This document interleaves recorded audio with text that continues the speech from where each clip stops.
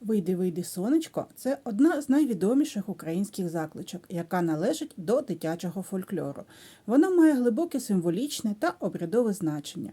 Оскільки тема моєї магістерської роботи безпосередньо пов'язана саме з розвитком музично-ритмічної культури молодших школярів, я обрала саме її. Цю закличку можна використовувати для розвитку ритмічного відчуття у дітей молодшого шкільного віку, бо вона має чіткий двоскладовий розмір.